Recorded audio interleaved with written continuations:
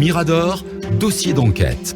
La gestion publique sous les tropiques, ça sent les écuries d'Augia. Nous remuons le couteau dans la matelote de la malgouvernance. L'heure de vérité a sonné.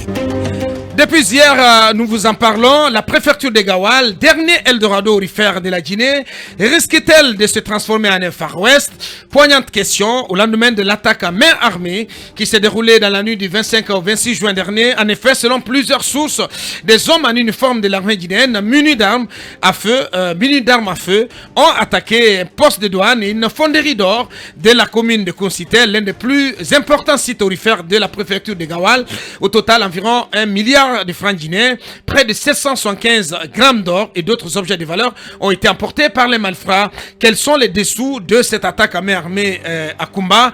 Et faut-il craindre la répétition de tels actes dans une zone aurifère faisant objet officiellement d'interdiction de l'exploitation du métal jaune? En tout cas, une telle attaque dans une zone dépourvue d'un nombre suffisant, donc un effectif suffisant des agents des forces de sécurité et de défense permet de croire que Gawal deviendra désormais la cible. Mais revenons sur les faits. C'est aux alentours de 3h15 selon nos informations, donc dans la nuit la nuit du 25 au 26 juin. Du 25 au 26 que des hommes en uniforme militaire donc guinéens, ont surgi devant le poste de douane de Koncitel et ont ciblé une fonderie d'or appartenant principalement à des citoyens venus de Dingiraï.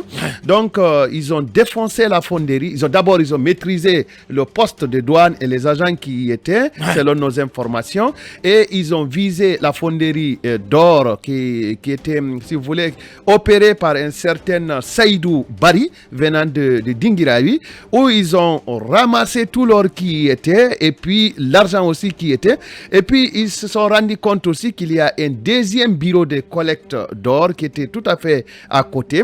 Ils sont allés aussi dévaliser ce bureau, donc c'est pour cela on parle d'un minimum, en tout cas au total en termes de liquidité, d'argent, de numéraire, 1 milliard de francs guinéens un montant d'1 milliard a été emporté, et puis plus de 775 grammes d'or déjà raffiné, emporté, des téléphones et puis d'autres objets de valeur. Jusqu'hier, les services de sécurité de Gawal, selon nos informations, étaient mobilisés pour identifier les différentes pistes à suivre, mais il y a beaucoup d'autres choses à élucider et que, vu le nombre réduit des agents des forces de sécurité et même des spécialistes dans des pistages de ce type, c'est très difficile. Mais Aboubakar, terminons rapidement avant la pause pour dire que Gawal étant une zone frontalière, donc une zone à 3 frontières, on sait bien que les malfaiteurs aimeraient bien avoir une zone comme Gawal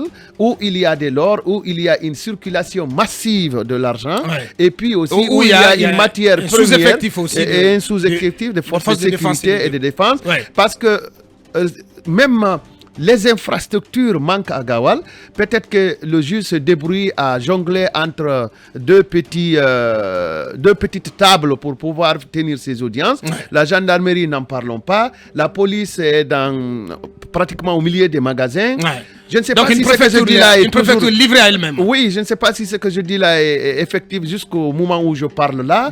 Parce que j'y ai quitté il y a au moins 3, 4, 5 mois. Peut-être que ça a changé avec le miracle de la collecte de fonds issus de l'exploitation de l'or géré par monsieur le maire, qui est devenu le plus gentil de la zone, qui peut distribuer des milliards et des milliards de francs guinéens sans qu'il n'y ait un plan accepté et validé. Peut-être que Mori Kondé ne dort pas, peut-être qu'il suit tout ça. Mais pour revenir sur le sujet sur lequel nous reviendrons un peu plus tard, parce que Moussa Keïta et d'autres citoyens et des victimes devraient intervenir, mais compte tenu de ce que vous savez, voilà, on va revenir forcément sur ce dossier dans cette même émission. Pour l'heure, nous marquons la pause pour nos obligations commerciales.